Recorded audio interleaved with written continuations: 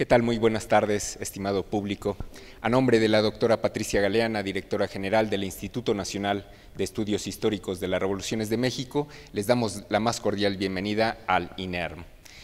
Iniciamos el mes de septiembre la conmemoración anual de la gesta de la independencia nacional con la exposición que ustedes ven rodeándonos relativa a la expedición libertaria de Javier Mina, que precisamente este año cumple 200 años de haberse llevado a cabo pues, esa empresa libertadora de un navarro que vino a América para tratar de incidir en la independencia de México. Por supuesto, los invitamos a que visiten la exposición y como segundo acto inicial tenemos una conferencia muy especial.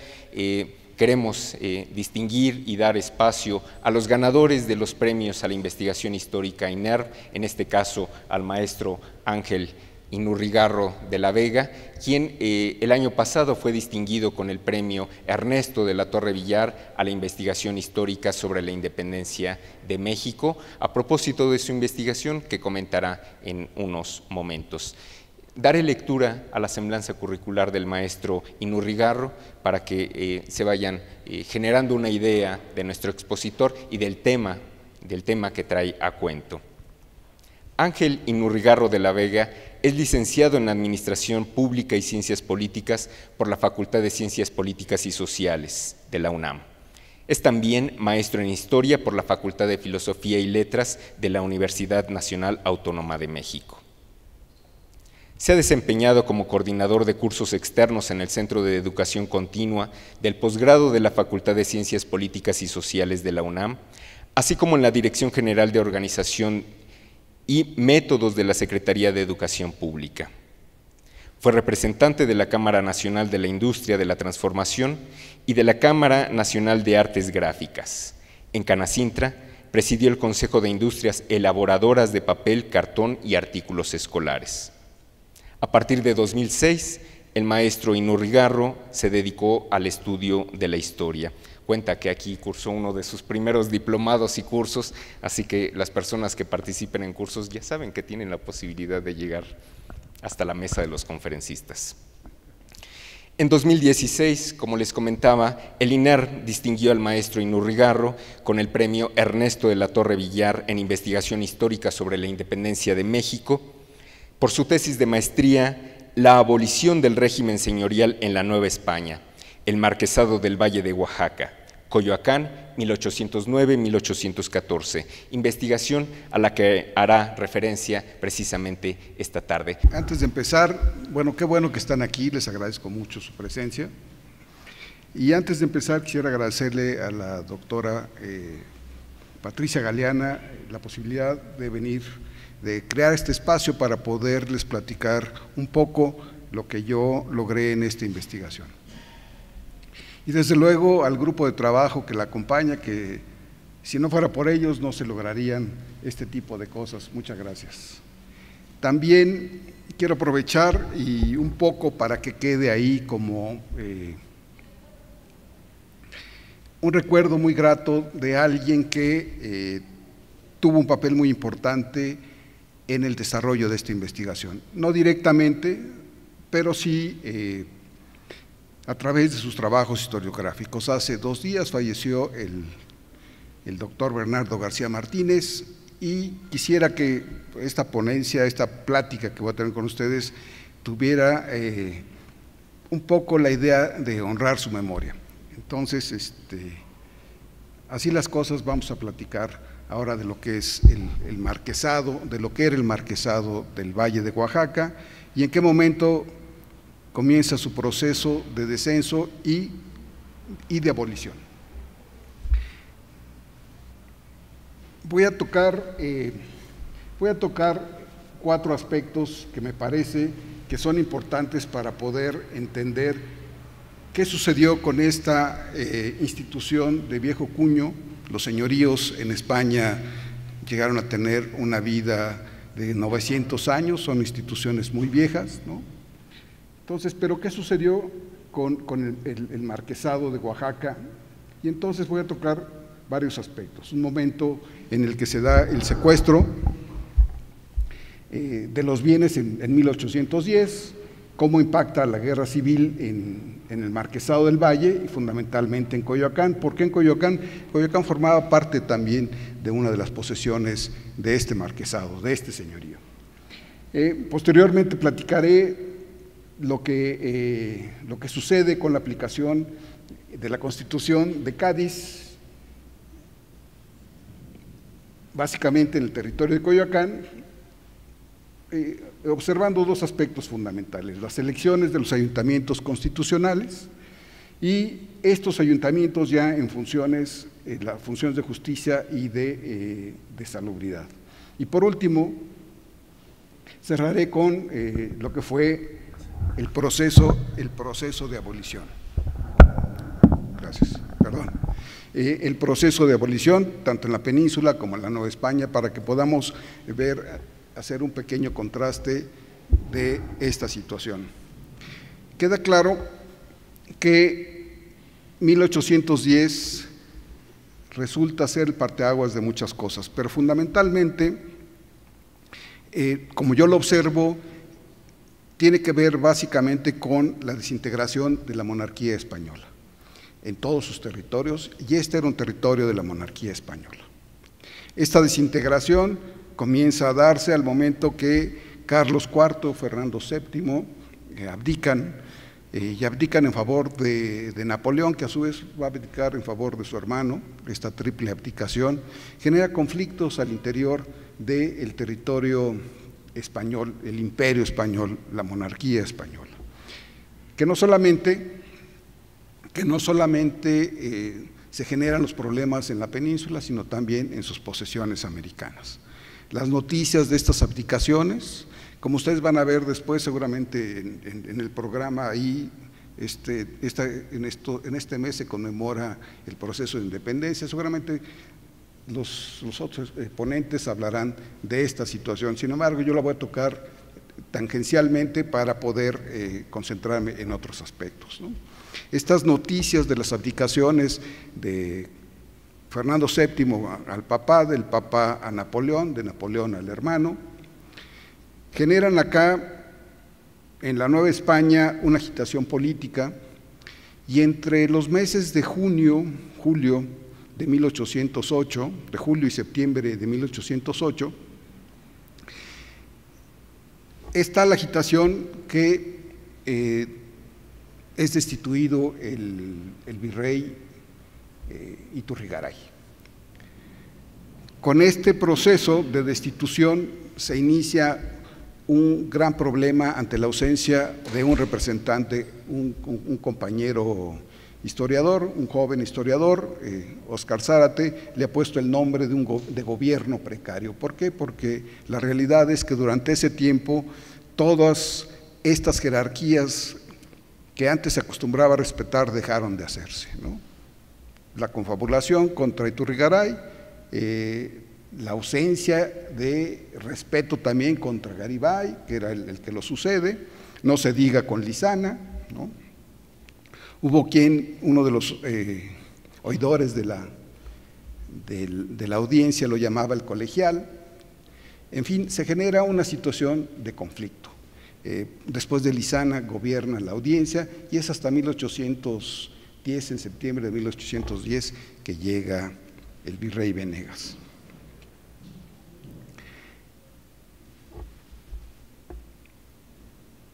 A partir de ese momento, en 1809, la Junta Central, que había sido una de las juntas que aglutinaba a las juntas patrióticas que se habían creado en la península, comienza a gobernar la defensa de España y comienza a gobernar los territorios también, los territorios de la monarquía. Cuando la Junta se da cuenta de que uno de los nobles, porque como fueron muchos nobles también, que se sumaron al gobierno de José I, el hermano de Napoleón, que se suman a este gobierno, se da cuenta que uno de ellos es el marqués del Valle de Oaxaca, que es el duque de Monteleone y Terranova. Este era Diego María de Piñatelli. Emiten emiten una ordenanza hacia el virrey Lizana, pidiéndole que secuestre los bienes que tiene el marqués en América y que disponga de ellos, tratando de enajenarlos, de venderlos, deshacerse de ellos, para que pueda obtener un ingreso la corona. Esta orden que se genera en octubre llega a principios en octubre de 1809, llega a principios de 1810, en enero de 1810 llega la orden y inmediatamente el virrey procede mediante consulta a uno de los fiscales de Hacienda, mediante consulta a este fiscal, procede al secuestro de los bienes del marquesado del Valle de Oaxaca. ¿Pero qué era el marquesado del Valle de Oaxaca? El marquesado del Valle de Oaxaca, ¿sí se aprecia bien? ¿No? Es que yo acá no lo veo bien. Tiene mucha luz, ¿no?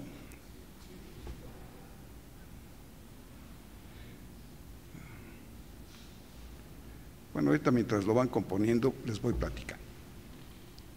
Si el marquesado del Valle de Oaxaca era un título que había recibido Cortés por los favores que le había dado a la corona. Esta concesión se la dio Carlos I en 1529, junto con la posibilidad de hacer uso del dominio de los territorios que se encontraban, donde se encontraban las encomiendas de Cortés. Junto con el uso del dominio útil o del dominio eminente de los bienes o de los territorios que tenía asignados Cortés, venía también la posibilidad de que él impartiera justicia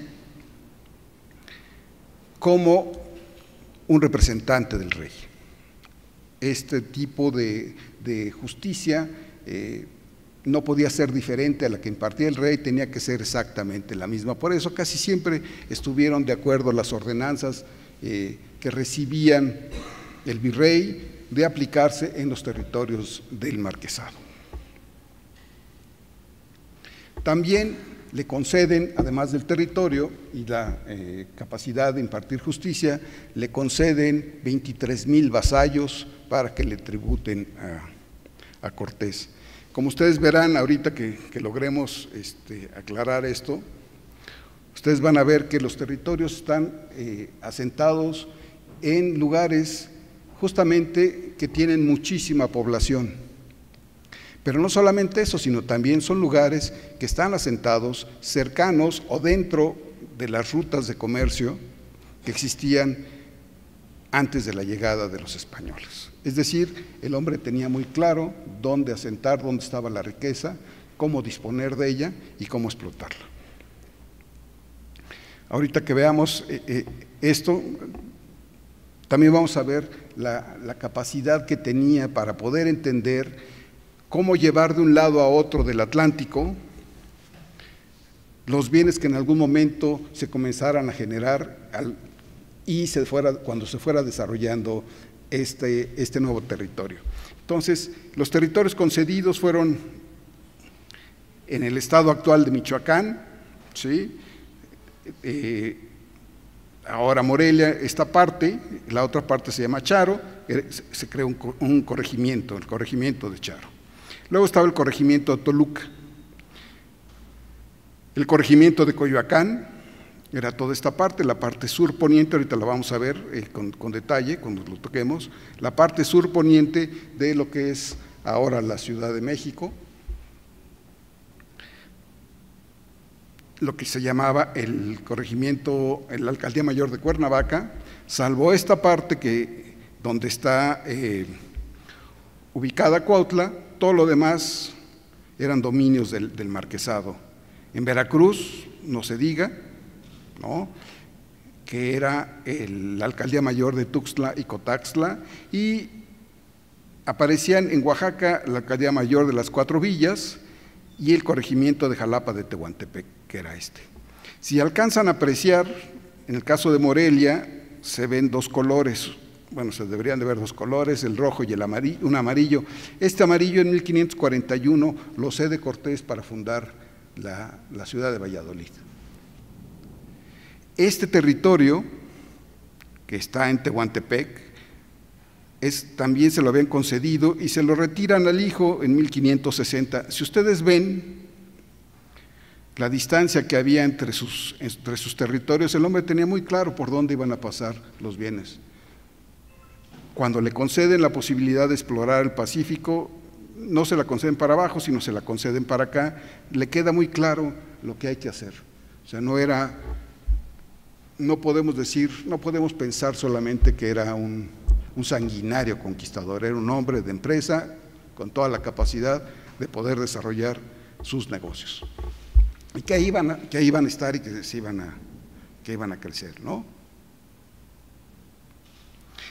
Esta dimensión que tenía el señorío, si nosotros alcanzamos a sumar todos los kilómetros que formaban parte de sus dominios, tendría tanto así como el tamaño actual de Querétaro, del territorio de Querétaro. Estamos hablando de cerca de 11.500 kilómetros cuadrados. Pero para darnos una idea también de la importancia y de la dimensión que tenía todo este territorio, era más grande que las actuales provincias españolas de Asturias y la de Navarra, nomás para mencionar algunas. Es decir, si la provincia de Asturias o la provincia de Navarra estuviera en manos solamente de alguien, hubiera sido un rey en ese territorio, un gobernador de otra magnitud, este personaje. Sin embargo, no fue así. Y pues aquí solamente le concedieron esto. Este territorio se va a conservar así con estas propiedades, con estos dominios, porque el concepto de propiedad no se acostumbraba, cuando nosotros pensamos que eran la propiedad de estos hombres, en ese entonces no se usaba el concepto de propiedad, se usaba el concepto de dominio. La propiedad, el soberano, que era el rey, era el que tenía preponderancia sobre la tierra.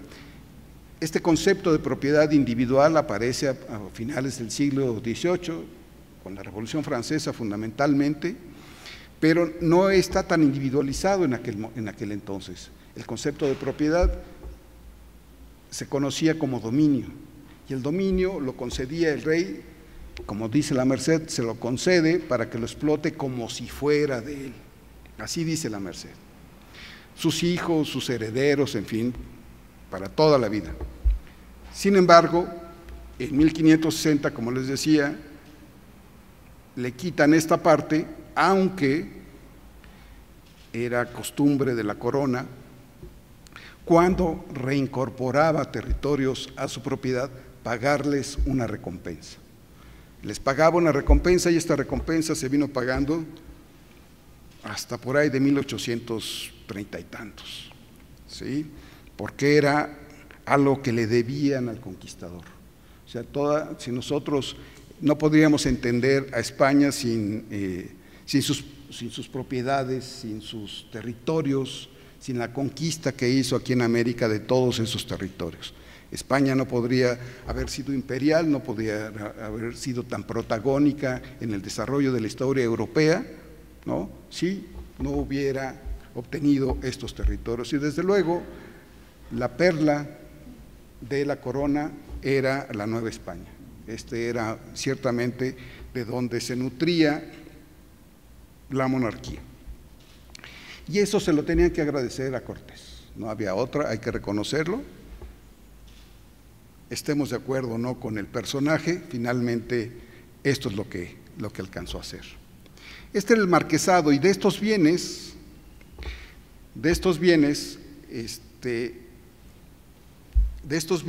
se iban a secuestrar. Iban a pasar los bienes a nombre de la corona de acuerdo a la propuesta de la Junta Central, porque el marqués, el duque de Monteleone, de Terranova, se encontraba en la corte de Napoleón representando a José I, cuando José I había sido rey de Nápoles, el duque de Monteleone, que es napolitano, Pignatelli es el apellido, que es napolitano, había fungido como embajador de Nápoles en la corte española. Eso fue alrededor de 1806, cuando España y Francia eran aliados. Cuando rompen en 1808, que ya no hay tal alianza, se convierten en aliados de los ingleses. Eso genera otros problemas, pero en este momento el marqués estaba ubicado como traidor al rey, ¿no? Por eso proceden a secuestrarle sus bienes. No era la primera vez que le secuestraban los bienes al marqués. Siempre que le secuestraron al marqués sus territorios, sus propiedades, le secuestraban el producto de lo que los bienes generaban, no los bienes.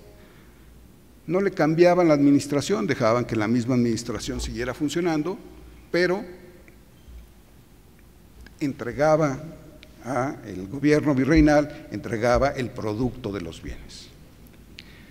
No fue así en esta ocasión. Las ocasiones previas se dan justamente a partir, una es la que se da con el hijo de Cortés, se lo regresan por ahí de finales del siglo XVI, y los siguientes secuestros se dan en el siglo XVIII. Con el cambio de casa reinante a principios, el marqués tiene el tino, el desatino, la fortuna o el infortunio de estar del lado de los Austria. Ganan los Borbones y a él le secuestran sus bienes durante 19 años. Para 1730 y tantos vuelve a agraviar al rey y le vuelven a secuestrar los bienes. En 1809 las circunstancias lo obligan a ser representante de José en París y le vuelven a secuestrar los bienes. Es decir, es un dominio atacado casi siempre, y no solamente tenía conflictos con la corona, tenía conflictos también acá con los nobles. Cuando revisamos el territorio vemos que estaba asentado en los lugares no solamente de mayor población, sino también donde las mejores tierras irrigadas, las tierras más productivas. Entonces eso generaba envidias y generaba conflictos. Además, la concesión hecha venía acompañada de una inmunidad o de algunas inmunidades, y estas inmunidades era que no había autoridad ajena al marquesado que pudiera intervenir aplicando la ley o tratando de imponer la ley a través de esa autoridad. Tenía que ser a través de los foros de justicia del marquesado. Por eso en su organización tenía dos grandes puestos que tenía que ver con estos dos grandes aspectos de la organización del funcionamiento del marquesado. Uno era el juez privativo, que se encargaba de impartir, de aplicar el derecho del rey, no impartir la justicia, porque bueno, luego no creo que sea impartir justicia cuando es aplicar derecho. La justicia me parece que solamente es divina y eso tiene otra connotación, pero esa es mi apreciación. Entonces, es la aplicación del derecho. Aplicaba el derecho del rey en sus territorios, en sus foros. Aplicar el derecho del rey en sus territorios, en sus foros, en cualquier juicio, siempre hay que pagar algo. De ahí se alimentaba también el marquesado. No permitía tampoco que entraran la cordada, por ejemplo, no podía entrar a sus territorios, tenía que buscar a alguien, tenía que pedir permiso para poder entrar la cordada a esos territorios. Es decir, estas eran las inmunidades. El marquesado, el señorío, era literalmente un feudo, claro, visto desde los medievalistas españoles, Sí hay una pequeña diferencia, como la marcan ellos, y esta diferencia es que es una concesión del rey. Es una concesión del rey, y estos habían hecho estas concesiones al momento del proceso que la historiografía española llama la Reconquista, ¿no? Cuando nosotros vemos por ahí del 900 después de Cristo, vemos el 900, cómo estaba, qué territorio estaba ocupado por los musulmanes, nos damos cuenta que no había un país España. Entonces, el territorio más amplio lo tenían los musulmanes. ¿La reconquista de qué? No había un país España, entonces que estaban reconquistando, pero finalmente el término históricamente sirve para explicar un proceso de expansión de las coronas que en ese momento se están formando. Y en ese proceso de expansión vamos a ver cómo se generan diferentes concesiones, y estas concesiones lo que hacen es establecer un régimen de particularidades muy precisas. Cada una de las concesiones que otorgaba el rey, la corona, era diferente a la otra. Y si lo vemos desde un punto de vista práctico, es fácil entender que no siempre era el mismo conquistador y que los elementos a los que se iban a enfrentar no eran los mismos, que las condiciones no eran las mismas, y tenía que, mediante estas capitulaciones que conocemos también de los conquistadores americanos, tenía que hacer un acuerdo. Tampoco tenía la corona o las coronas que intervenían en esto, no tenían el dinero suficiente para expandirse de tal forma, para armar un ejército, para mantener un gobierno ahí. Entonces, por eso concedía, por eso fueron creándose esos señoríos. Bajo ese criterio, bueno, evidentemente las luchas que se dan, hay un momento en que no existe León, se dividen estos territorios y se convierte la corona de León y la corona de Castilla, ¿sí? Finalmente se vuelven a unir, pero esos apoyos que recibían de estos señores para enfrentarse al otro señor tenían un costo, tenían un precio, tenían un valor que había que pagarlo, y la corona siempre pagaba, con lo que tuviera, que esa es la característica de ese régimen señorial, ya fueran tributos de los vasallos, ya fueran aduanas, ya fuera territorio, la explotación del territorio, en fin. En un territorio se podían encontrar, como decían los diputados en Cádiz, se podían encontrar diferentes, en un territorio de una legua se podían encontrar hasta 5 diferentes jurisdicciones. Quien cobraba los impuestos de las alcabalas, quien cobraba los impuestos de los tributos, quien cobraba la explotación, quien disponía de la explotación de la tierra. Y eran títulos concedidos a cada uno de ellos. Así estaba el sistema organizado, así funcionaba. No era lo óptimo para aquellos que en el siglo XVIII buscaban desarrollar España y llevarla hacia un camino de mayor desarrollo y de mayor crecimiento. Sin embargo, así funcionaba. Con este criterio es como se funda el Marquesado del Valle de Oaxaca. No era diferente, era exactamente el mismo. Son concesiones muy similares las que recibe Cortés, que posteriormente las modifica la corona, sí, pero en ese momento era necesario que todos aquellos conquistadores por lo menos estuvieran convencidos de que iban a obtener un beneficio con la empresa que estaban recibiendo. No solamente es el único señorío en América, hay otros 2, hay uno en Perú, hay otro también en la Nueva España, pero ese se concede solamente con la explotación del territorio. Ese se lo conceden creo que es al duque de Moctezuma, por ahí debo tener el dato, pero se lo concede Felipe V en 1707, y solamente para explotar la tierra, no le concede jurisdicción. En el caso del Marquesado del Valle de Oaxaca, Cortés tenía la posibilidad de lo que le llamaban el mero y el mixto imperio, es decir, llevar mediante sanción hasta la muerte a aquel que infligía la ley. Entonces, este marquesado era un marquesado, digamos, de prosapio. Lo hicieron grande de España a Cortés. Entonces, no era cualquier cosa lo que tenían de los territorios. Ciertamente el hecho de la distancia y de la falta de presencia de autoridades que conocieran el territorio permitió que se lograran hacer cosas que estaban prohibidos para los señores, como cuáles explotar las minas. Cortés explota unas minas en Taxco, aunque está fuera de su territorio. ¿Por qué no? Ser el hombre poderoso, ¿no? ¿Por qué no? Hay un conflicto documentado por ahí de los hijos, en donde lo que están peleando es justamente la posesión de estas minas, de los hijos.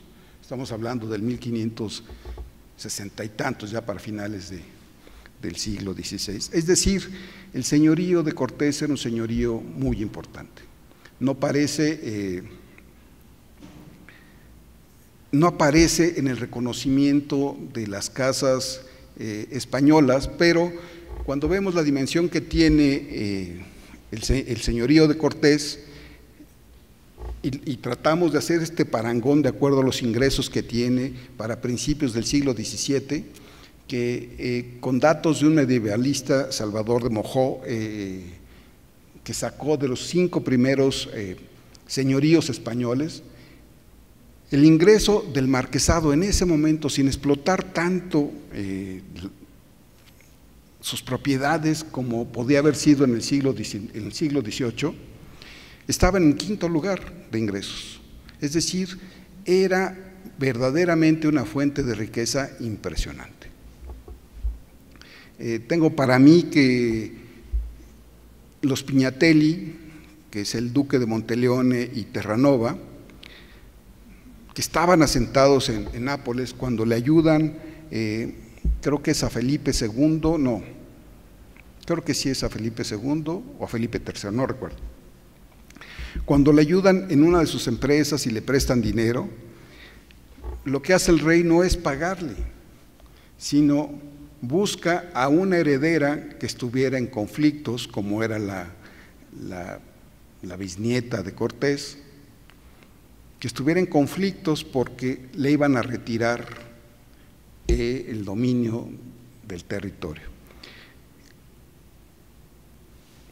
El marquesado también se había constituido como un mayorazgo, es decir, todos los territorios estaban vinculados. No se podía hacer nada con un solo territorio si no sucedía con todos.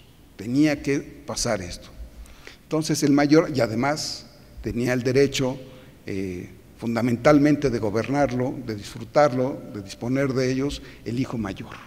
Como ya no hay un hijo heredero de Cortés en ese momento, de esta casa, claro, ya en ese momento ya el apellido de Cortés anda como en quinto lugar, es Rodríguez, Ramírez, es Aragona también, y finalmente el de Cortés. Entonces ya queda mucho más distanciado. Entonces, para poder pagar esa deuda del apoyo que le concede el marquesado, la mano de la heredera de Cortés, y le concede las propiedades y territorios del marquesado del Valle de Oaxaca.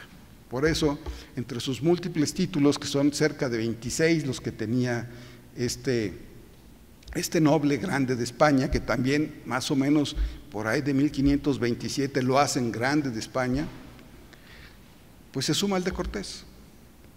O sea, es el duque de Terranova, Monteleone, todos los otros y el marquesado del Valle. Así procede el secuestro de los bienes de esta gran propiedad, de esta gran riqueza. Y procede de una manera en la que nunca antes habían procedido. Destituyen a los funcionarios, impone el virrey a nuevos funcionarios, no solamente se queda con los ingresos, sino busca la forma de deshacerse de todas esas propiedades. Interesados en esas propiedades había cantidad de nobles americanos. Sin embargo, uno de los miembros de la Junta de Gobierno del Marquesado del Valle de Oaxaca, que era asesor, Sagarsurrieta, que también era fiscal de Hacienda, de la audiencia, emite un dictamen en donde le hace ver al virrey que la manera en cómo está procediendo no tiene razón de ser.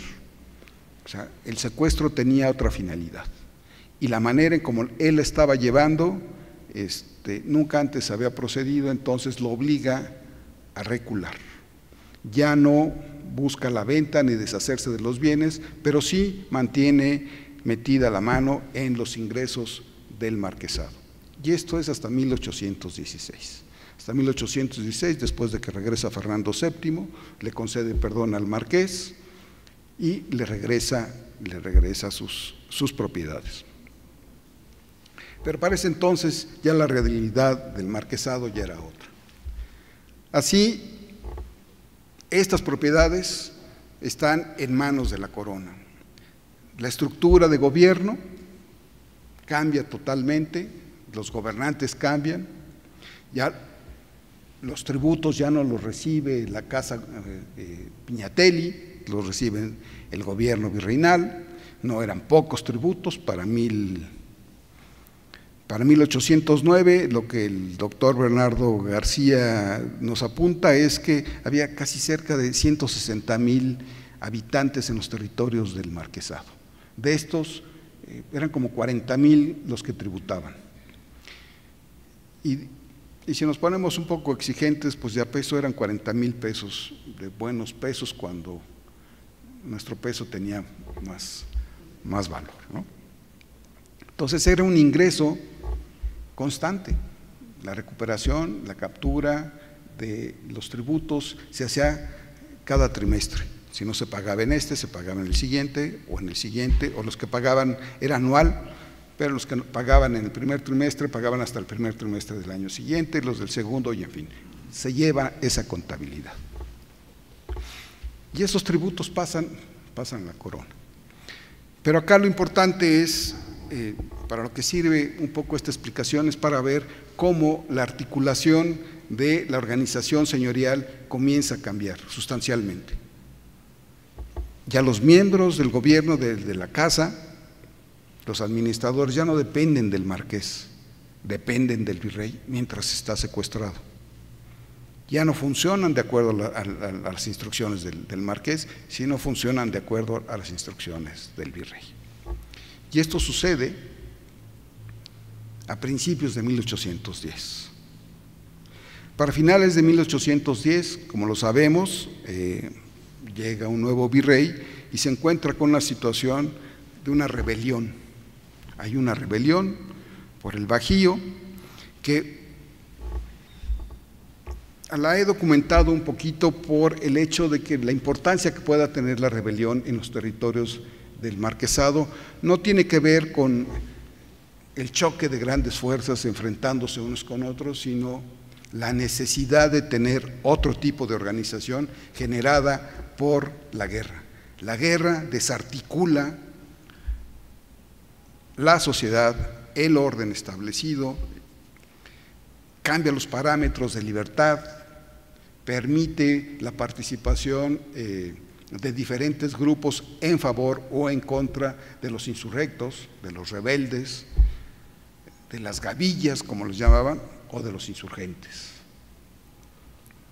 Entonces, la guerra tiene por eso la importancia que le doy al análisis de la guerra, porque me permite ver cómo se va desarticulando toda esta estructura social que existía en el marquesado y que, por lo que se ve, era una estructura social muy tranquila, muy ecuánime, sin grandes problemas, muy convencidos de su dependencia hacia el gobierno señorial, hacia el señor, ¿sí?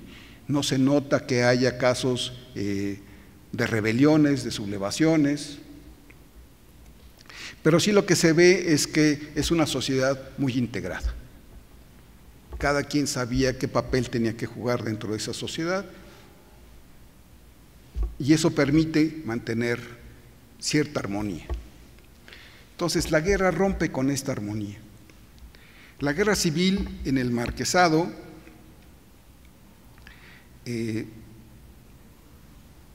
la parte que yo analizo es Coyoacán. Para ese momento, antes de llegar a la guerra, quiero mostrarles esta parte. Esta información la tomé de la doctora Horn, de la Universidad de Arizona, donde ella hace esta pequeña imagen para demostrar cuál era la concesión jurisdiccional o la concesión de la jurisdicción del Marquesado en Coyoacán. Como verán, Coyoacán está aquí, es decir, muy cerca del lago, ¿no? Por acá tenemos a Mixcoac, acá está Tacubaya, acá está San Ángel, donde estamos ahorita, ¿no? Aquí está San Agustín de las Cuevas, que es Tlalpan, ¿sí? Y vean hasta dónde, por aquí están los Reyes, Coyoacán, es decir, muy cerca, muy pegadito al lago. Y vean ustedes hasta dónde llegaba el lago, la altura que tenía el lago, la altura del agua, ¿no? Y claro, si nosotros volteamos hacia el oriente de la ciudad, en alguna de estas avenidas principales, cuando está un poco vacía, vamos a ver que todas bajan hacia Calzada de Tlalpan, hacia allá iba el agua, ¿sí? ¿Cuánto tiempo tomó en hacer este lago? Miles de años. ¿Cuántas lluvias atípicas no cayeron? ¿No? Muchísimas, ¿no? Entonces, por eso me parece luego extraño que nuestros gobernantes nos digan, es una lluvia típica. No, maestro, aquí era un lago y se formó por las lluvias. Entonces, conoce tu compromiso, ¿no? Por lo menos sabes a qué te vas a enfrentar. Bueno, este era el territorio de Coyoacán en 1519.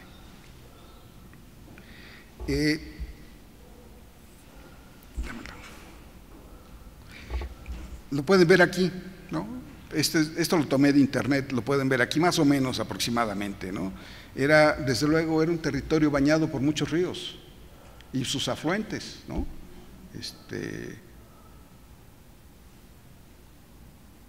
Por eso era una zona muy rica, porque había espacio para el cultivo de diferentes, de frutos, de semillas, ¿no?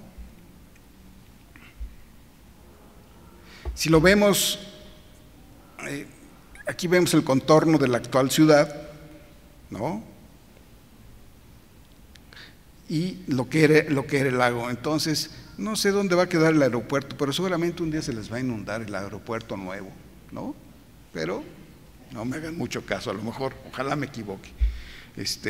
Pero esto correspondía al Marquesado del Valle en Coyoacán, esta parte, es decir, pues una tercera parte de lo que es actualmente el Distrito Federal. Por eso no es extraño que el desarrollo de la ciudad en un principio haya agarrado hacia el norte, ¿no? ¿Hacia dónde agarró? Para allá, para la calzada de Guadalupe, por allá iba el desarrollo. La parte sur, esta parte que vemos ahora superpoblada, comienza a partir de 1985 con el temblor. Acuérdense ustedes que, cuando el Pedregal como era, ¿no? Claro, ahora ya se ha subido de tal forma la ciudad que pues ya pronto no vamos a tener bosque cercano, ¿no? Pero en fin, esto era Coyoacán. Bueno, en Coyoacán estaban asentados algunas villas importantes como San Agustín de las Cuevas, que es Tlalpan, San Ángel, Mixcoac, Tacubaya, ¿no? Y la misma villa de Coyoacán. El territorio constaba más o menos como de 550 kilómetros cuadrados aproximadamente, ¿no? Estaba delimitado al poniente por Coajimalpa hasta Tacubaya, en el norte hasta Chapultepec, por el oriente desde la hacienda de Portales más o menos hasta San Agustín de las Cuevas. La Sierra de las Cruces formaba parte también del límite sur, más allá del pueblo de Santo Tomás Ajusco. Ahí se cultivaba trigo, maíz, cebada, frijol, otras semillas, frutos como las peras, los duraznos, los chabacanos, las granadas, los membrillos, las naranjas, los limones. Se sembraban árboles de olivo también, pero también existían ahí los molinos de aceite que formaban los famosos obrajes asentados en el territorio. Estos obrajes es el inicio de la industrialización y estaban asentados porque por ahí fluía mucha agua. Lo bañaban a sus territorios los ríos del Tacubaya, La Piedad, Mixcoac, Magdalena y todos sus afluentes. Es decir, era una zona con bastante agua para poder hacer industria o para poder dedicarse al agro, ¿no? La mayoría de sus habitantes eran indios, pero también había españoles, había mulatos y también había mestizos. Estos datos que he sacado y que tengo por ahí son datos que nos aportan historiadores de la ciudad del siglo XVII, del siglo XVIII. Bueno, en este territorio se da el proceso de una guerra civil. Hay dos grandes momentos en donde se ve reflejada la importancia de esta guerra. Uno es cuando Hidalgo trata de ingresar a la Ciudad de México, justamente en los confines del señorío, del Marquesado del Valle, de Coyoacán y de Toluca. Ahí se da un enfrentamiento en el Monte de las Cruces. Los enfrentan, los frenan, sin embargo, desde el punto de vista donde se vea, pudo haber sido un triunfo o pudo haber sido una derrota. Los frenan y se detienen en Coajimalpa. No entran a la ciudad, hay razones, sus razones habrá tenido Hidalgo, pero no entran a la ciudad. Sin embargo, todo el contingente que viene con él no obtienen alimentos o forma de habituallarse. Estos insurgentes pensaban que iban a seguir teniendo el mismo éxito que tenían con aquellos pueblos que se sublevaban y los venían acompañando. No, cuando llegan al valle se encuentra una situación diferente. No se suman, no reciben apoyo, muchos se incorporan a la ciudad, otros, en el caso de los gobernadores de las repúblicas de indios, de Tacubaya, de San Ángel, de San Agustín de las Cuevas y de Coyoacán, le piden al virrey que les permita formar una fuerza para hacer frente a estos rebeldes. Es decir, si alguien les llega a decir en algún momento que todos los indios se levantaron, no le crean. ¿Por qué? ¿De qué? ¿De prosperidad? ¿Por qué? No, desde luego, no, exacto. O sea, las condiciones eran diferentes. O sea, lo que sucede en el Bajío es, previamente hay una crisis alimenticia, ¿no? Que eso, y laboral, y en fin, que eso también favorece que se vayan incorporando estas huestes a las huestes de Hidalgo, ¿no? Acá no. Y además, por lo que también les comentaba, parecía ser que las necesidades y que los intereses que tenían los indios eran satisfechos por las autoridades señoriales. Entonces, en ese momento, ese gran momento de la guerra se da cuando llegan las huestes de Hidalgo. Al momento de que no tienen cómo alimentarse, muchos de los grupos que venían acompañándolo se diseminan por toda la parte sur poniente de la ciudad buscando alimento. En algunos casos son atrapados, en algunos casos se entregan, porque era tal su condición que preferían entregarse. Durante 1811, lo que yo he encontrado en la documentación ha sido que no hay gran relevancia de la guerra en este territorio. Sin embargo, es un momento en que parece ser que hay el fortalecimiento de la organización militar a través de la creación de milicias, las milicias eran financiadas por los pudientes o por la gente que era capaz de aportar parte de su dinero a defender la corona. Nunca hubo un ejército regular con la dimensión para poder enfrentar la rebelión que se inicia en 1810. Siempre la dinámica del ejército novohispano no fue de gran crecimiento. Normalmente los militares ocupaban los cargos, los españoles, y los americanos ocupaban los cargos menores o formaban parte de la milicia.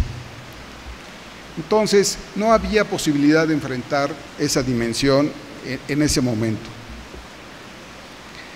Por eso en 1811, lo que alcanzo a ver en la documentación es justamente cómo se va armando, cómo se va preparando, por lo menos en Coyoacán, cómo se va preparando la defensa de este territorio.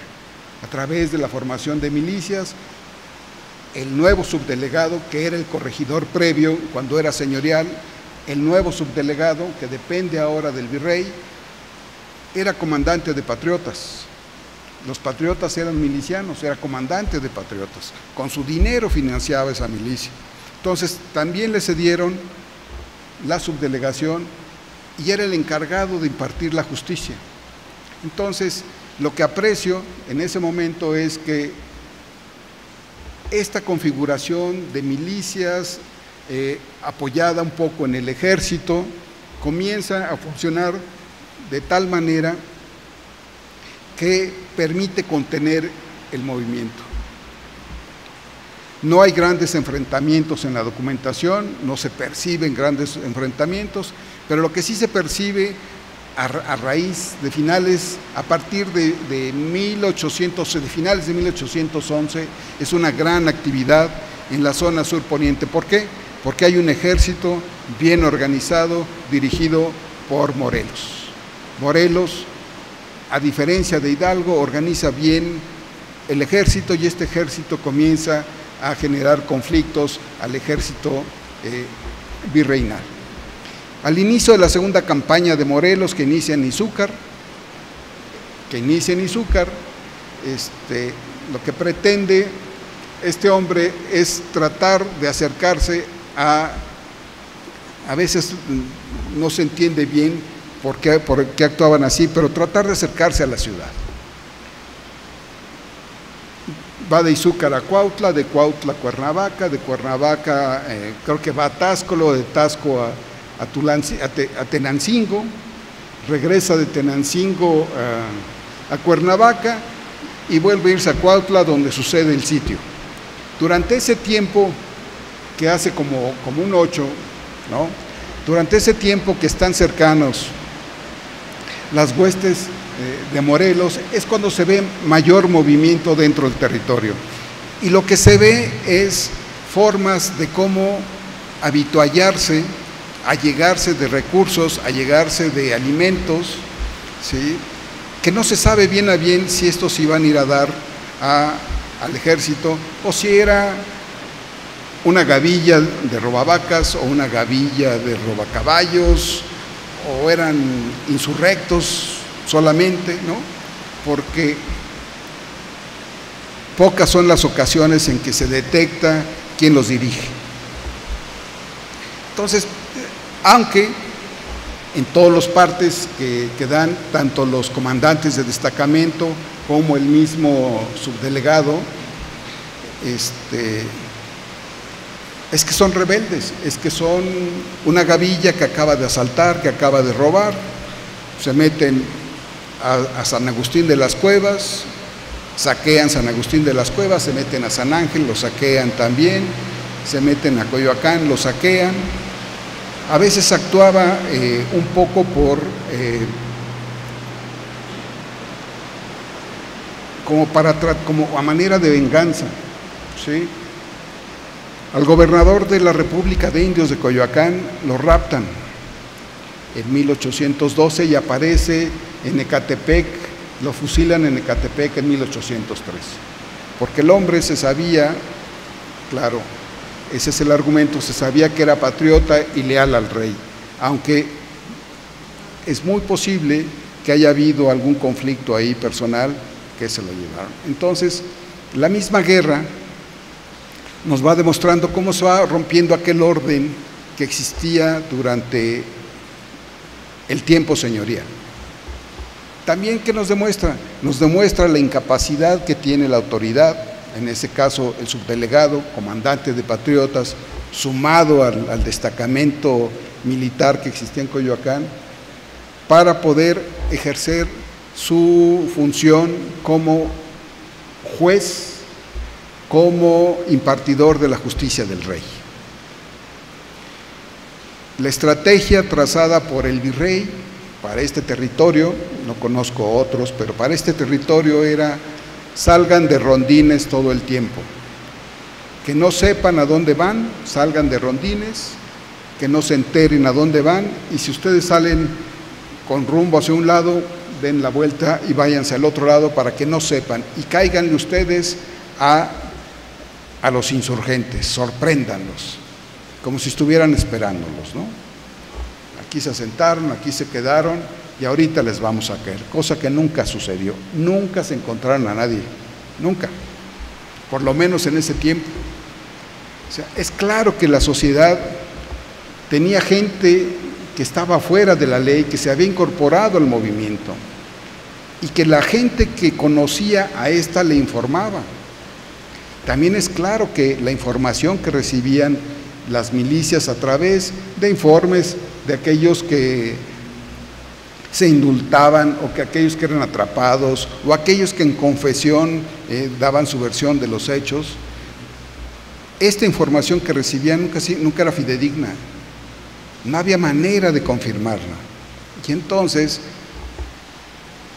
en un principio, lo que alcanzo a apreciar en la documentación es que para Coajimalpa, allá hay una fuerza de 200 hombres, hay que hacerle presencia, hay que enfrentarlos, y allí van a Coajimalpa.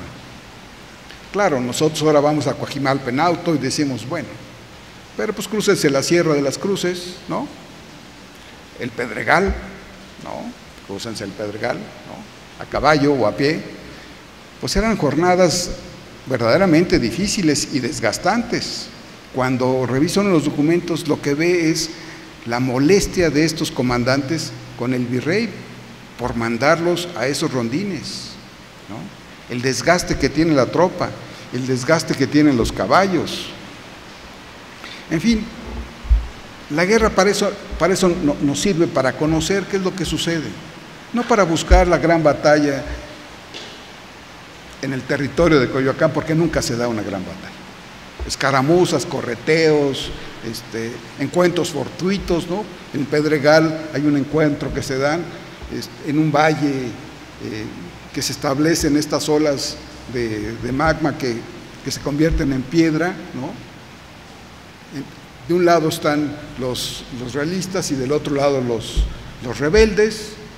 Uno sube porque tiene necesidad de descargarse, sube y se los encuentra, y entonces se comienzan a disparar y no pasa nada, ¿no? Se van unos por un lado y se van otros por otro, y no pasa nada. Claro, cuando uno ve la documentación de estos hombres, pues son actos heroicos, ¿no? Desde luego, ¿no? Habría que ver qué es lo que dice la otra parte para poder tener una idea, no clara, pero una idea por lo menos más neutral de la situación. Este era el panorama que privaba en Coyoacán en 1810, 1811, 1812. Para 1812 ya estos órganos de gobierno que salen a la palestra en lugar del rey en la península, primero son las juntas provinciales, después son la Junta Central Suprema Gubernativa, que convoca a cortes, que estas inician en 1910, el 24 de septiembre, creo, de 1810, y hay una regencia que hace la labor ejecutiva. Entonces, estas Cortes elaboran una Constitución que se promulga el 19 de marzo de 1812 en la península, pero pues acá nos llega por ahí de septiembre, por ahí, creo que por ahí nos llega,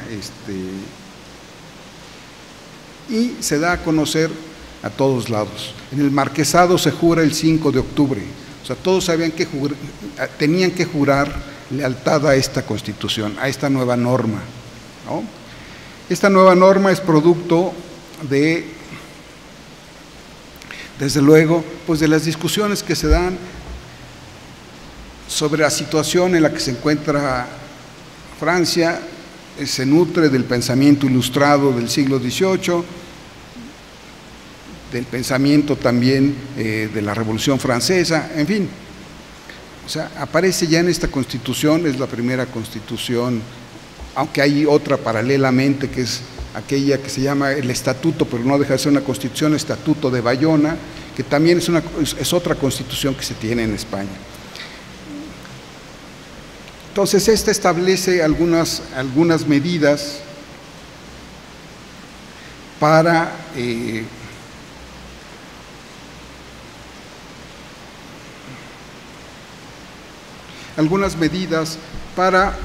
que el pueblo sea representado a través de elecciones. Define como la parte más baja de la representación el ayuntamiento. Posteriormente, después hay una diputación provincial. Esta diputación provincial tenía la función, entre otras, también de elegir a los diputados a Cortes. En fin, la organización cambia, pero básicamente estas elecciones de ayuntamientos constitucionales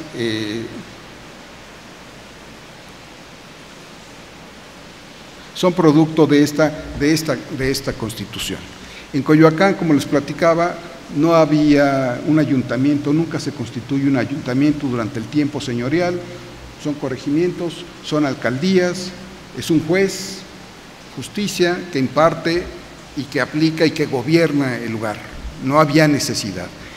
Era un solo personaje con la capacidad de enfrentar la problemática, es decir, no había tanto problema, ¿no? Por eso, cuando la guerra se presenta, se les generan todos estos problemas, porque no hay condiciones para que impartan justicia, porque no tienen el tiempo para hacerlo como lo hacían en otro momento. Y eso es lo que se cuestiona, lo que comienzan a cuestionar. Por eso,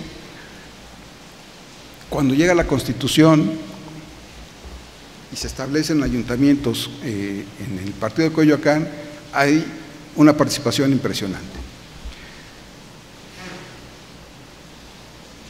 La Constitución de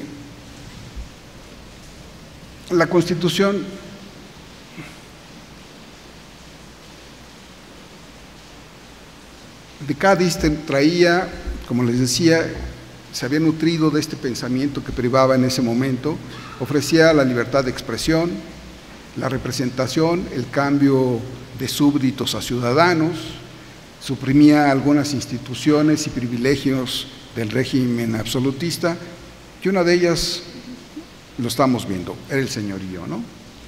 Establecía que la soberanía se depositara en las Cortes y que a través del voto se pudiera ejercer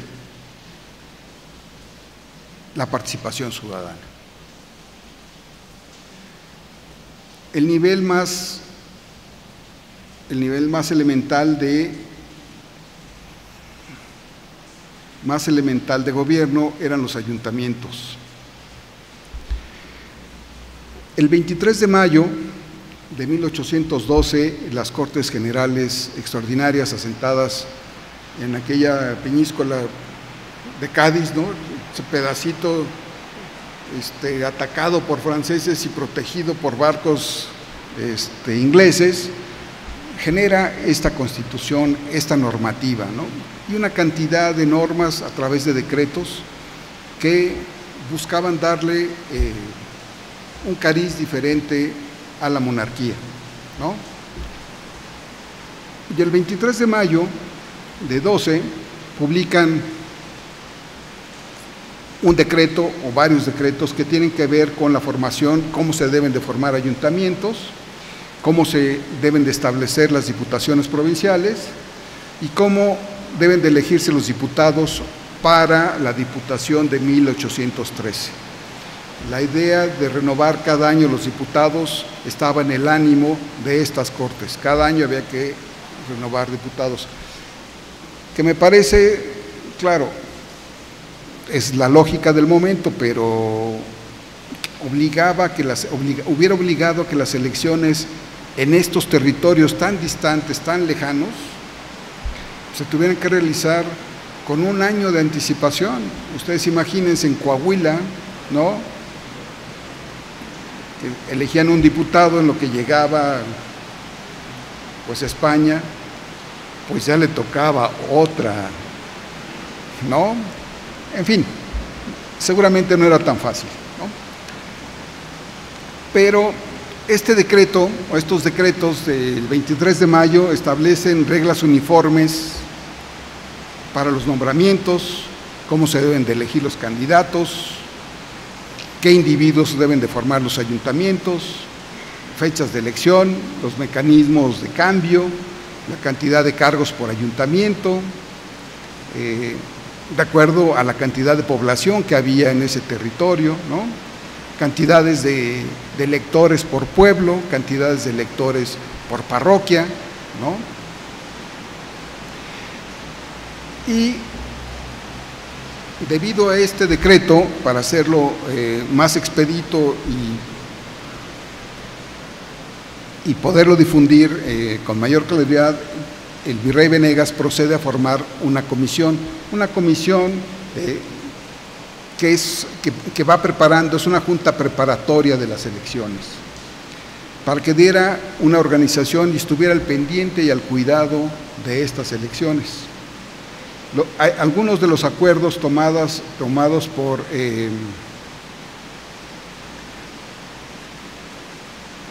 por esta junta se plasmarían en bandos en el 10 de octubre de 12, el 15 de octubre y el 27 de noviembre. En ellos se había definido el día 1 de febrero como el día en el que se reunirían los diputados de los partidos que iban a ir a Cortes. Es decir, los que iban a ir a Cortes tenían que ser elegidos, designados por los electores de partido. Los electores de partido tenían que ser elegidos o designados por los electores de parroquia. Los electores de parroquia tenían que ser elegidos por los ciudadanos de la parroquia. Es decir, el proceso era largo, no era directo, era indirecto y era a través de electores, como sucede en Estados Unidos. Luego los electores se equivocan, ¿no? Y así era, ¿no? Las elecciones parroquiales para la Ciudad de México se fijaron para el 29 de noviembre y los alrededores, desde luego. Como yo les decía, el método para cumplir este proceso electoral era de manera indirecta. Eran 3 niveles para los diputados y 2 para los ayuntamientos. Los ciudadanos reunidos en las parroquias designarían a los electores y estos electores nombrarían a los miembros de los cabildos. Posteriormente, estos electores reunidos iban a elegir a los diferentes electores, a los electores del partido. Los electores del partido reunidos elegían,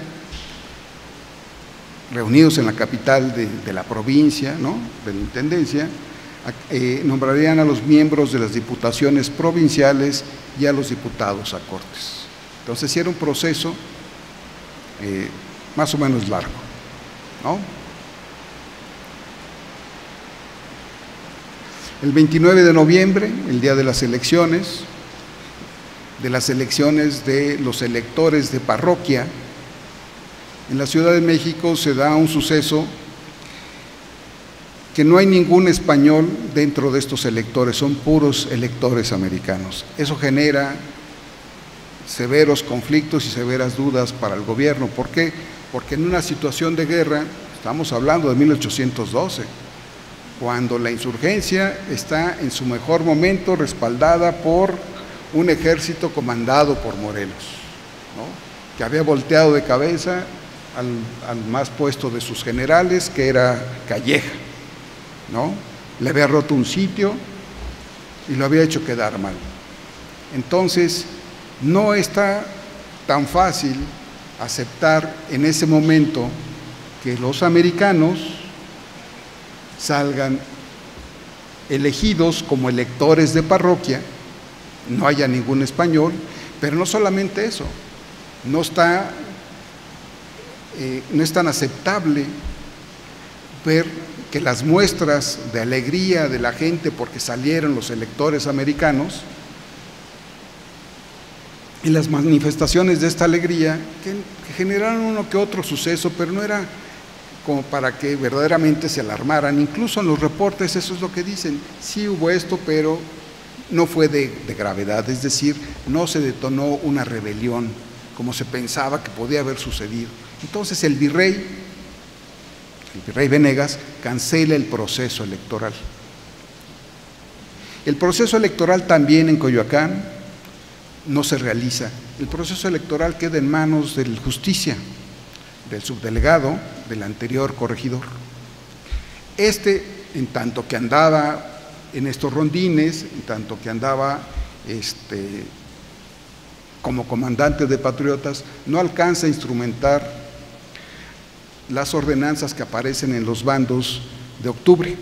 Entonces no realiza elecciones, se gana una reprimenda por ello, pero ya para enero de 1813 se generan ayuntamientos. No encontré documentación que me pudiera decir cómo se llevaron a cabo las elecciones en las parroquias, en las diferentes parroquias donde se fundaron ayuntamientos. No encontré esa documentación. Encuentro una documentación para finales, casi a finales del año, enviada justamente por el subdelegado, ¿no?, comandante de patriotas, que se llamaba Cosme Ramón de Llano, una información que le manda al intendente, a Ramón Gutiérrez del Mazo, al intendente de la provincia de la Nueva España, que le manda explicándole y diciéndole cuáles fueron aquellos lugares o poblados que tuvieron elecciones y que formaron ayuntamientos. La Constitución, entre otras cosas, establecía que había en los poblados donde hubiera más de 1000 almas, se podía constituir un ayuntamiento. Las villas de Coyoacán todas cumplían esa condición. En otros lados existía que la villa principal tenía sujetos o bajo su jurisdicción a otros pueblos. En otras latitudes hubo hasta conflictos porque esos pueblos que estaban sujetos o que dependían de la villa principal tuvieron conflictos. En Coyoacán no sucedió eso.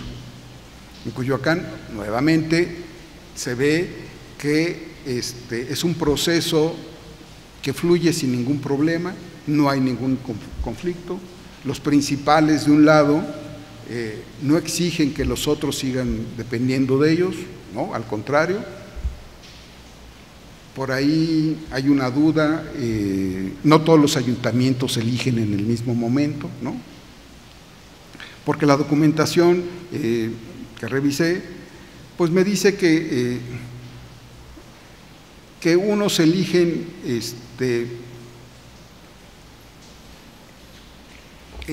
a principios de año y otros se van eligiendo hasta mayo. O sea, se van cumpliendo condiciones y se van realizando las elecciones. Hay un ayuntamiento, hay una población también importante que solicita formar un ayuntamiento, es Santa Fe y Coajimalpa.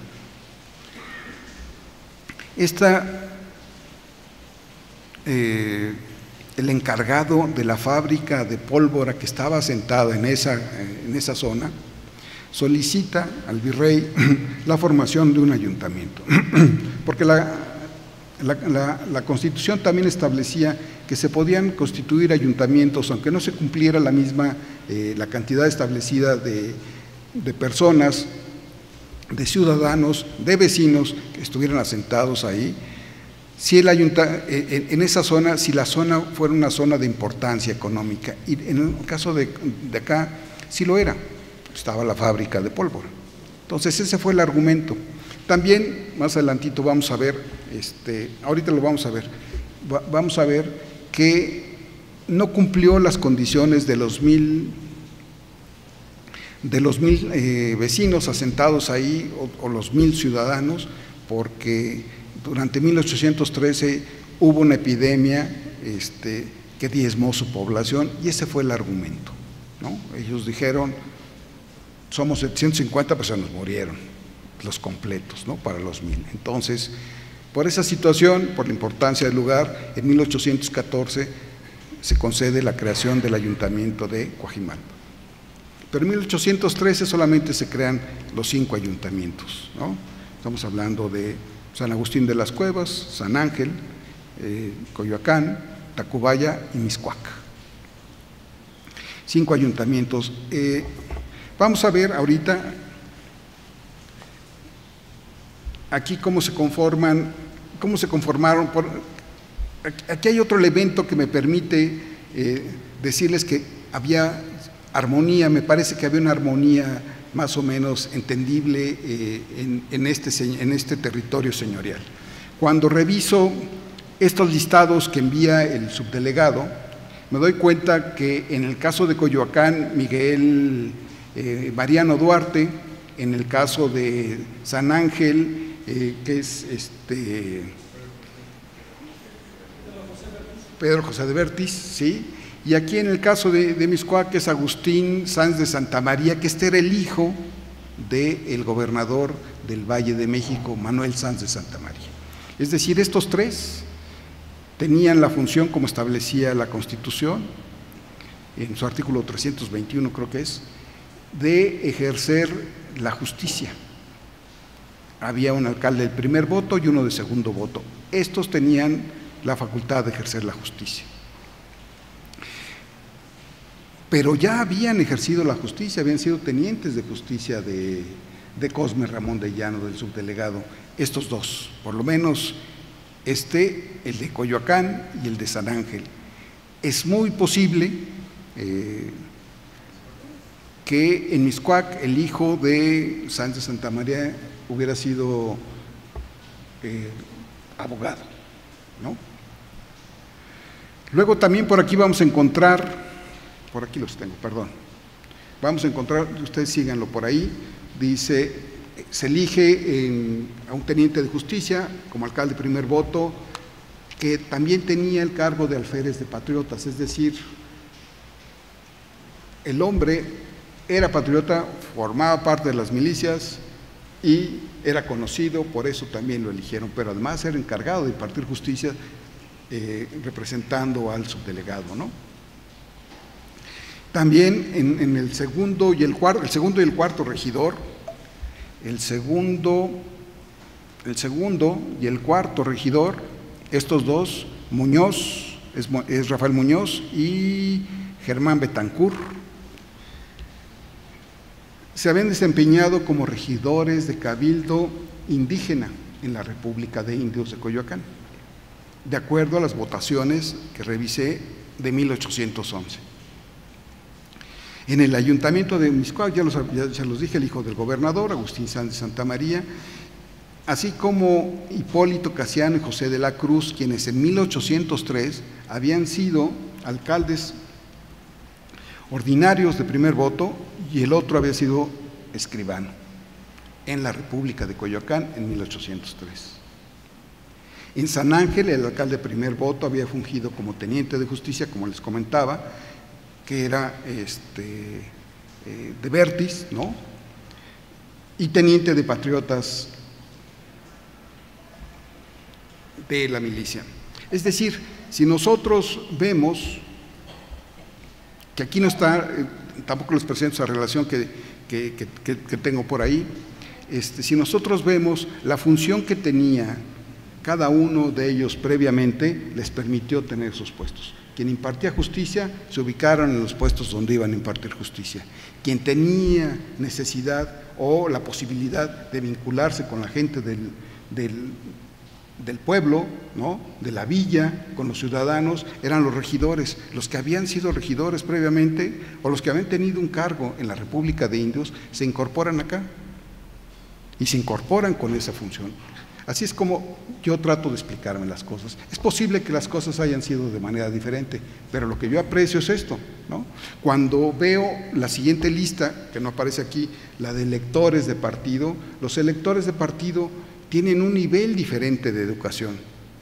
Son bachilleres, son doctores, casi todos son curas, ¿no? De los 20, de los 25 que había, no me hagan mucho caso, pero creo que cerca de 12 reconocidos curas de las parroquias, pero eran bachilleres o eran doctores, es decir, tenían un nivel diferente para tomar decisiones de manera diferente en ese nivel. Tan es así que, bueno, esa junta de electores del partido de Coyoacán elige a Miguel Guridi y Alcocer. Miguel Guridi y Alcocer, en las primeras elecciones, como diputado de Tlaxcala, va a las Cortes de Cádiz.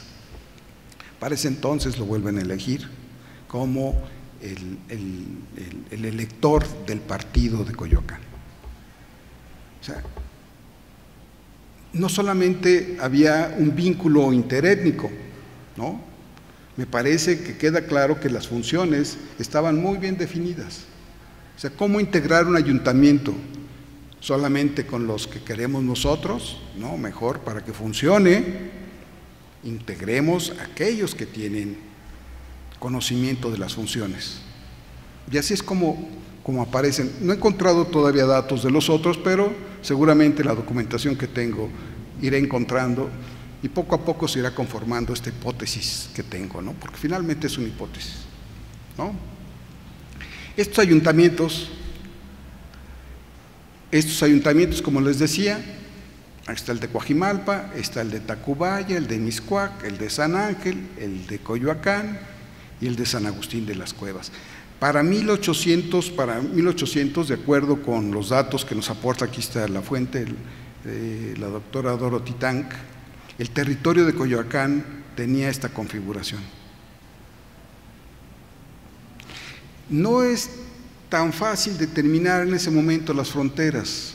¿Por qué? Porque no se establecía, la jurisdicción no se establecía mediante fronteras delimitadas, sino tenía que ver más con almas que pertenecían a los pueblos que estaban sujetos. Si los pueblos que estaban sujetos a Coajimalpa llegaban hasta ahí llegaba la jurisdicción. Pero si alguno de estos pueblos pudiera estar hasta acá, pues se abría un brazo como el de Cuautla, ¿no?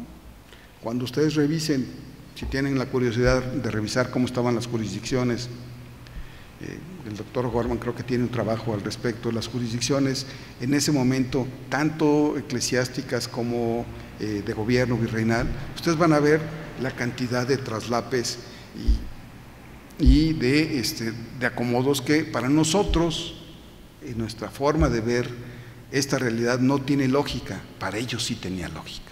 Así funcionaban las cosas y funcionaban. A lo mejor no tan eficiente como nosotros lo vemos, pero funcionaban. Tenían un control, ¿no? Hay un traslape de funciones. Bueno, finalmente, más o menos este era el territorio, ¿no? Aquí, como ven, ya desde luego ya no hay lago, ¿no? Eso sí es una pena, pero bueno, en fin. Entonces, vamos a ver cómo estos ayuntamientos comenzaron a funcionar de una manera con cierta autonomía. Hay dos aspectos que me dediqué a revisar. Uno tiene que ver con la impartición de justicia y otro tiene que ver con el problema de salubridad que se da en el momento en que se presenta una epidemia en 1813. Inmediatamente, casi después de haberse constituido como ayuntamientos, aparecen comunicados dirigiéndose al intendente o dirigiéndose al virrey para que les explique, no era del todo explícita la Constitución, para que les explique quién va a ser el que va a impartir la justicia en el territorio de Coyoacán. Existía un subdelegado que ahora tenía las características de jefe político, la Constitución así se los establecía, y existían los alcaldes de primero y segundo voto. Ahí había un conflicto, ¿quién iba a impartir justicia? Que además era notorio que el subdelegado, como comandante de patriotas, anduviera en estas volantas, en estos rondines, y no estuviera presente para impartir justicia. Entonces, de eso se aprovecharon, por eso el aspecto de la guerra lo toqué, pero de eso se aprovecharon los alcaldes de primero y segundo voto.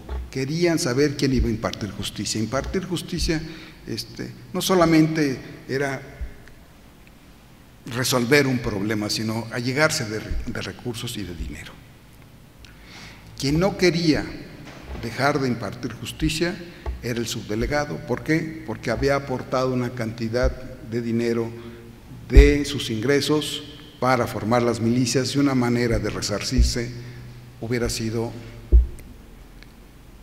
el manejo de la impartición de justicia. Sin embargo, aquí hay un conflicto. Cuando responden los fiscales de la audiencia, qué es lo que hay que hacer ante la consulta que les hace el intendente y el virrey, qué es lo que hay que hacer, dividen, como lo establece posteriormente uno de los decretos de las Cortes, dividen las funciones de unos y de otros. Aquellos casos administrativos que se pueden resolver sin necesidad de llegar al pleito, a lo contencioso, son resueltos por los alcaldes de primero y de segundo voto. Los que llegan a lo contencioso pasan a manos del subdelegado, y así se resuelve. Pero ven inmediatamente cómo esta nueva estructura de gobierno, esta nueva estructura de aplicación de justicia comienza a hacerse evidente, comienza a ponerse en contra de lo que existía antes. Eso va rompiendo también con el régimen virreinal, con el régimen señorial. ¿Por qué? Porque en un principio era el corregidor, cambia totalmente de ser corregidor a ser subdelegado y depende del virrey. Son otras condiciones. Entonces aquí ya comienza a haber un conflicto. Otro punto importante que me permite ver este conflicto, que todo esto abona en la desarticulación del régimen señorial, del Marquesado del Valle, todo esto va abonando en contra del régimen y en favor de la desarticulación. Este otro punto que encuentro es el enfrentamiento a esta epidemia. En 1813, todo el Valle de México y parte de la provincia de la Nueva España, creo, es la que se enfrenta a una epidemia de dimensiones desastrosas entre la primavera y el verano de 1813. Los diagnósticos de los médicos decidieron o determinaron reconocerla como fiebres. Es posible, ¿no? Bueno, claro, hay una autora, una historiadora que se llama Lourdes Márquez Morfín, ¿no?, que ella nos dice que de acuerdo, que la epidemia fue producto del resultado combinado de varias enfermedades, como la tifoidea y el paludismo, que aunada a la desnutrición crónica y a otras infecciones que padecía la población, pudo darse esa dimensión catastrófica por los efectos que tuvo. Es decir, podría haber sido una combinación de cosas, pero finalmente es clasificado como fiebres o fiebres misteriosas. Es posible también que el origen de esta epidemia se pudo haber gestado en el momento en que Cuautla estuvo sitiada, ¿sí? Las condiciones tan lamentables que estaban las filas insurgentes, la falta de agua, alimentos y la falta de higiene pudieron haber generado un cuadro propicio para el desarrollo de esto. La guerra nos demuestra que algunos miembros de estos destacamentos que estaban ahí, de este ejército que estaba ahí, se vinieron hacia la zona de El Ajusco. Algunos de los partes que tengo documentado establecen que ellos no solamente venían a robar o a asaltar, sino también venían a comercializar. Es muy posible que lo que se robaran en un lado lo comercializaran en el otro, pero establecían un vínculo con la población y eso pudo haber generado esta transmisión, ¿no?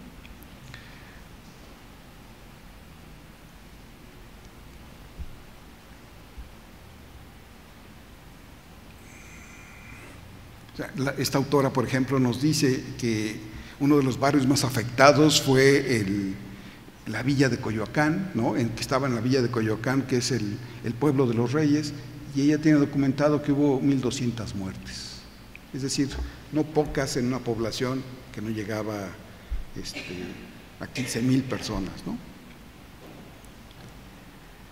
Bueno, esta situación motivó a que los alcaldes constitucionales, los recién formados ayuntamientos constitucionales, le pidieran el dinero de las cajas de las repúblicas de los indios para poder enfrentar la enfermedad. ¿Qué hicieron?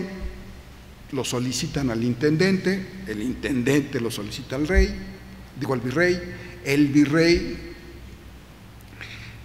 lo consulta con los fiscales le dicen que lo consulte con el marquesado, porque esos dineros estaban en las arcas del marquesado, porque esos indios pertenecían a esa demarcación, y el dinero que aportaban para sus cajas iba a dar a la hacienda del marquesado. Ese sí no se tocaba, aunque había pasado también a las arcas del virrey al momento del secuestro.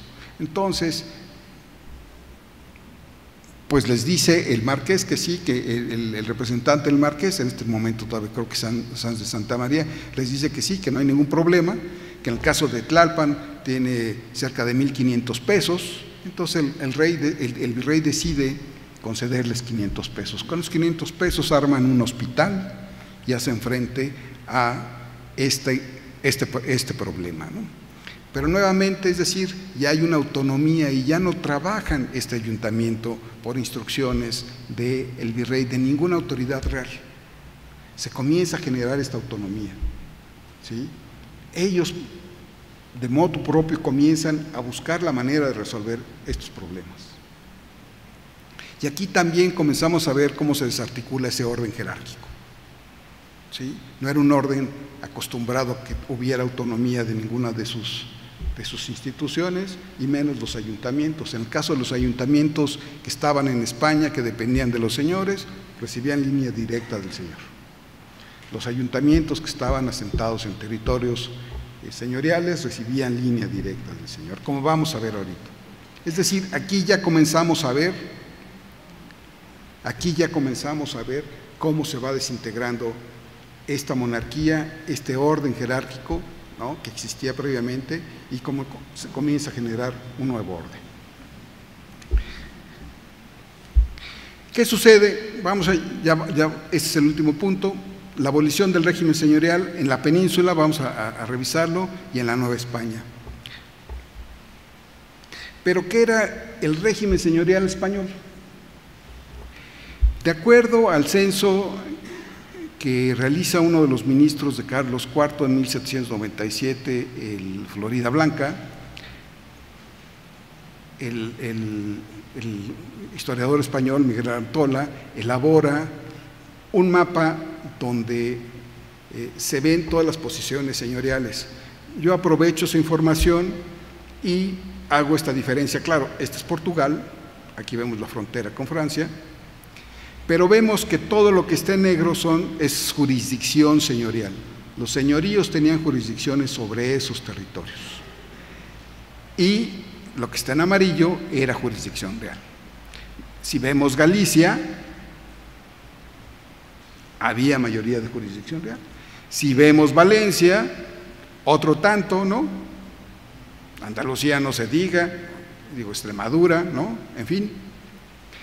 Pero desde luego, esta no era de un solo tipo de señoríos. En este otro cuadro, qué pena que no se aprecie bien, podemos ver diferentes colores. El amarillo eran los territorios que tenía jurisdicción el rey, reconocidos como señoríos de realengo. El verde, que no se aprecia, pero por ejemplo aquí todo esto era verde, ¿no? Esta es una mezcla de todos, ¿no? Pertenecía a la nobleza o era nobiliario. El rojo pertenecía a algunas órdenes eclesiásticas, ¿no? También es muy importante. La iglesia finalmente es el acaparador más grande de territorios o territorios asentados en un solo propietario.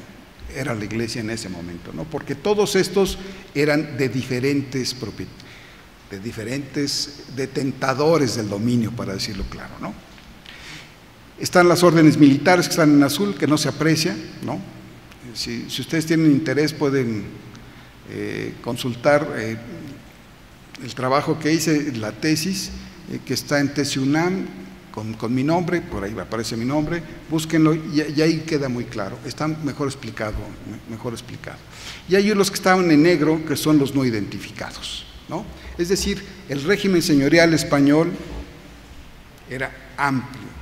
Cuando uno ve esto, comienza a responderse preguntas o a hacerse preguntas de ¿por qué querían ser absolutos los reyes? ¿No? ¿Por qué? Porque no gobernaban en su país. No gobernaba en su país, por lo menos, ¿no?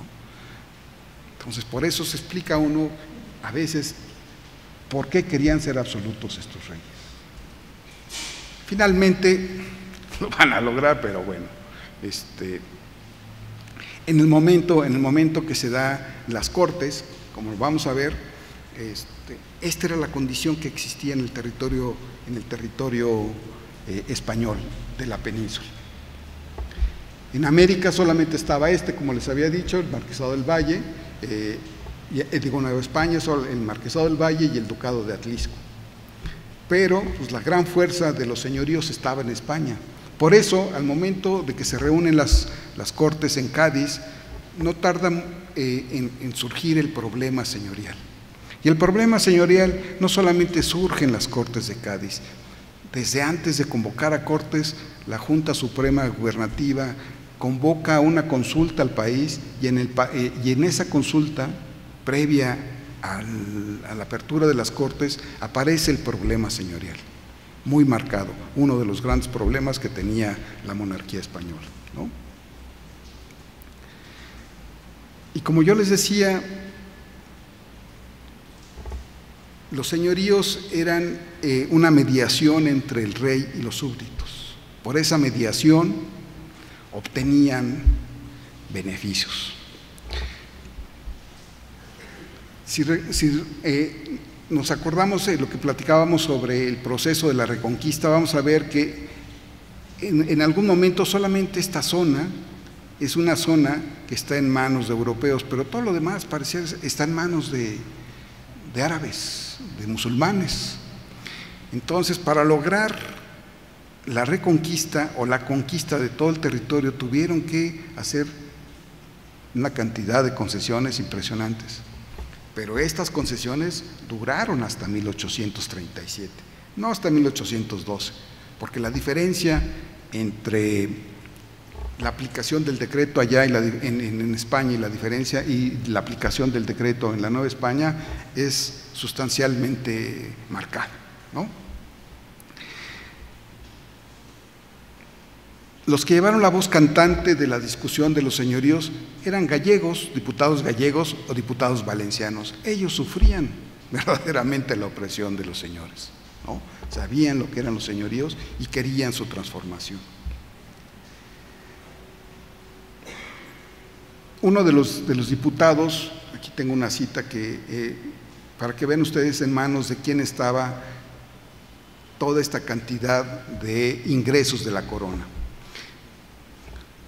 tenían derecho de tributos de tercias reales, de talla, de vasallaje, de yantares, de martiniegas, de escribanías, de portazgos, de montazgos, de pontajes, de peajes, de pasajes, de rodas, de asaduras, de castillerías, de borras, de veriajes y otros anejos a la corona, pertenecientes a la corona, ¿sí? Que se cobraban antes a favor de la hacienda real, pero que en ese momento estaban en manos de los señoríos, ¿sí? Y que gozaban aún muchos agraciados y corporaciones particulares por sus privilegios indebidamente adquiridos y mal concedidos. Eso era lo que decía el diputado, ¿no? Estos derechos, estos que menciono, deben volver ahora a formar la masa de ingresos pecuniarios de la corona para poder ocurrir a las necesidades de nuestra defensa. O sea, la discusión empieza porque no hay ingresos para hacer una defensa contra el ejército francés. Y entonces se dan cuenta que en manos de quién está todo esto, que son ingresos que no llegan a la corona. ¿Pero por qué no llegan a la corona? Porque la corona en algún momento los cedió, los vendió, los concedió, ¿no? Aunque es muy amplio la cantidad de concesiones que hace la corona, no la hace a todos. A algunos, solamente algunos, tienen ciertas características que pudieran ser similares a otros, pero cada uno de los señoríos es diferente. Por eso, al momento de enfrentar la discusión, se enfrentan con tal problema. Es difícil, los representantes de los señores al interior de las Cortes de Cádiz comienzan a buscar cómo frenar la iniciativa, argumentando derechos inmemoriales, argumentando derechos especiales, argumentando la posibilidad de tratarlos de manera similar. Esto hace que estas discusiones se alarguen, pero que para no seguir en ellas se forme una comisión que establece un decreto. El decreto 82, que cobra vigencia a partir del 6 de agosto de 1811.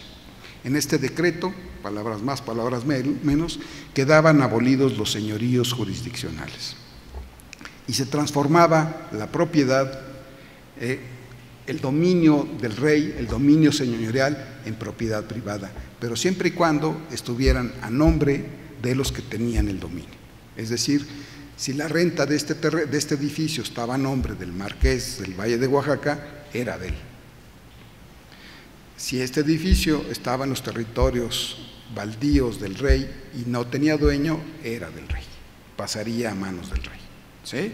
Entonces, empuja un poco a la privatización, a convertir en privado aquel dominio que tenía asignado por concesión real. ¿Sí estoy siendo claro? ¿Sí? Bueno. Entonces, esta comisión crea este decreto, es un decreto que con toda la buena intención representa es muy parecido al interés de incorporar los territorios concedidos en señorío por los Borbones cuando se vuelven casa reinante a partir de 1707. O sea, parecía ser que este proceso de incorporación era muy similar. Hay que ir incorporando, pero hay que ir incorporando, como el caso que vimos acá de la recompensa de Tehuantepec, pagando aquello que le debíamos. ¿Te debemos dinero? ¿Cuánto te debemos? ¿Cuánto tiempo has disfrutado de esta concesión? ¿Ya cubriste lo que me prestaste? Regrésamelo. ¿No lo has cubierto? ¿Cuánto te debo? Te lo pago. Claro, no había dinero en la monarquía, pero esa era la lógica con la que querían establecer esta incorporación de dominios señoriales a la corona.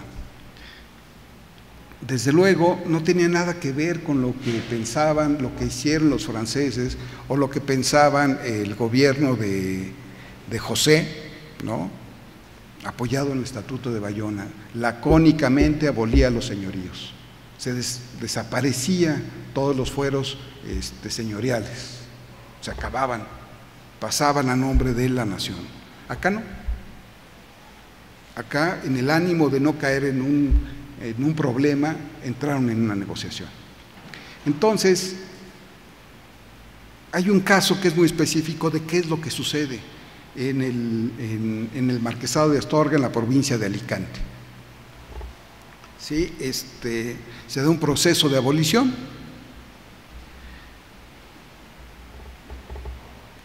Que no se lleva a cabo por las diferentes instancias que participan. Y es hasta finales de mayo de 1813 cuando queda en manos de las Cortes para su revisión, y no alcanza estas Cortes, la comisión que lo revisa, a tomar una decisión al respecto, porque regresa Fernando VII. Y cuando regresa Fernando VII, cancela todo lo que había creado las Cortes de Cádiz, excepto este decreto. Este decreto lo mantiene vigente porque lo beneficia, porque a todos estos señoríos les quita la jurisdicción y pasa a nombre de la corona. Y es de los únicos, si no es que es el único decreto que deja vigente Fernando VII cuando regresa. En el caso de la Nueva España, se recibe más expedito, esto como si fuera el anhelo de los gaditanos, de estos diputados de Cádiz. Es mucho más expedito el trámite. El trámite llega con el virrey, lo notifica al marquesado, el marquesado dice sí, estamos dentro de todas las condiciones que establece el decreto, pero nosotros somos funcionarios del rey. El rey nos nombró y entonces regresa. El virrey lo manda con los fiscales al decreto a revisar la comunicación. Los fiscales le dicen, bueno, convoque al Real Acuerdo a la audiencia y juntos, virrey y audiencia, determinen que queda abolido, y queda abolido el señorío. Se convierte en una propiedad privada a partir de 1812. ¿Sí? Sin mayor trámite, sin mayor conflicto, sin mayor problema, queda abolido. Acá no había representantes, no había abogados que pudieran representar al duque de Terranova, Monteleone, Marqués del Valle. Estaba fugado, no estaba reconocido, no estaba acá, no estaba presente, entonces todos eran funcionarios de gobierno que tuvieron que aceptar la abolición. Queda abolido el señorío y lacónicamente desaparece la jurisdicción. A partir de ese momento, todos los ingresos de los tributos pasarán a la corona, no por el secuestro, sino porque ya no tenía la jurisdicción, y al perder la jurisdicción ya no podía cobrar los tributos.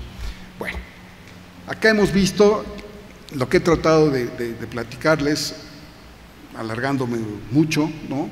Que en poco tiempo se convirtió el marquesado en un mosaico de mutaciones, de cambios legales, de reacomodos políticos, de ajustes sociales, de guerra civil y de intrigas entre el gobierno virreinal y el gobierno del marquesado.